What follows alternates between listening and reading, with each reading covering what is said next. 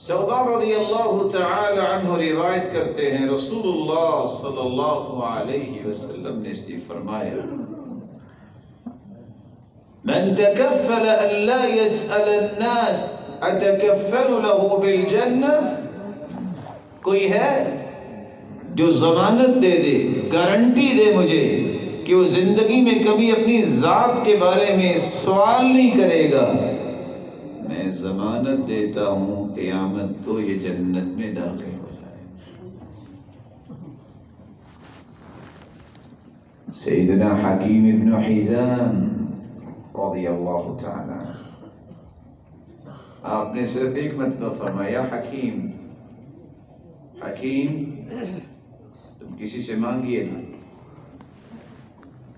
سیدنا عمر رضی اللہ تعالی عنہ کی خلافت تک اور بعد میں سیدنا معاویہ رضی اللہ تعالی عنہ کی خلافت تک ذمہ دار بھی بنے، ان کو کچھ دیا بھی جاتا تو لیا ہی نہیں کرتے تھے، کہتے تھے نہیں میرا اللہ کے رسول سے وعدہ ہوا۔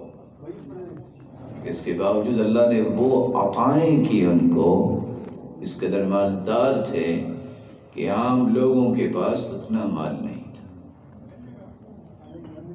میرے پیارے بھائی جمعے کے دوران گفتگو نہیں کیا کرتے، اللہ تعالیٰ آپ کو سلامت رکھے۔ عفت کی دوسری شکل یہ ہے جس پہ کبھی توجہ نہیں ہوتی، ان اللہ امر المؤمنین بما امر به المرسلین، اللہ نے مومنوں کو اسی بات کا حکم دیا ہے جس بات کا حکم نبیوں اور رسولوں کو دیا۔ نبی اور رسولوں کو کیا حکم دیا؟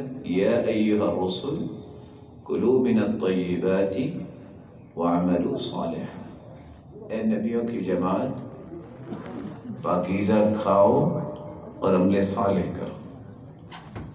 عمل صالح وہ کر سکتا ہے جس کے پیٹ میں لقمہ حلال کا جاتا ہے۔ اور مومنوں کو کیا حکم دیا ہے؟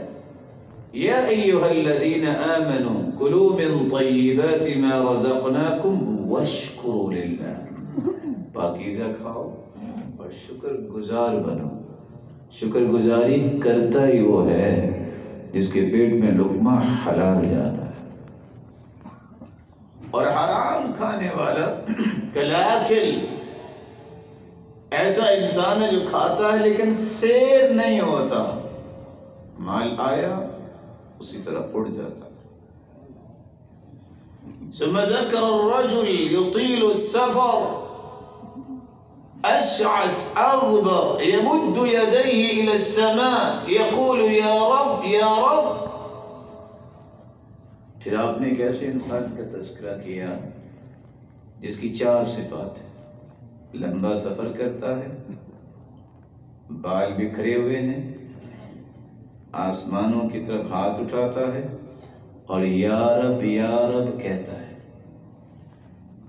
4 چیزیں، لمبا سفر، دعوت المسافر لا ترد، مسافر کی دعا رد نہیں ہوتی، اشعث اغبر، رب اشعث اغبر مدفوع بالباب لو اقسم على الله لابر، کچھ لوگ اتنے سادہ ہوتے ہیں، ان کے بال بکھرے ہوتے ہیں، وہ دعا کرتے ہیں اللہ پہ قسم ڈال دیں تو اللہ ان کی قسم کو پورا کر دے۔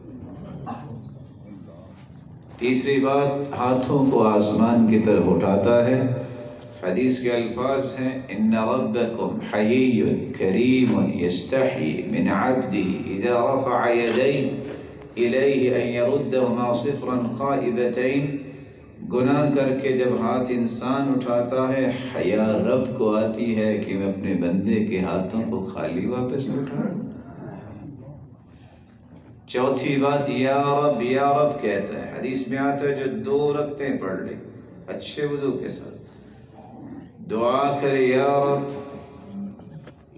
رب مجھے معاف کر دے، اللہ فرشتوں سے کہتے ہیں دیکھ رہے ہو علم عبدی ان له ربا یغفر الذنوب، آج میرے بندے کو پتہ چل گیا ہے کہ اس کا کوئی رب ہے جو معاف کر سکتا ہے۔ فرشتوں گواہ رہنا، اعمل ما شئت فقد غفر لك، میرے بندے جو بھی تو نے کیا جاؤ تجھے معاف کیا۔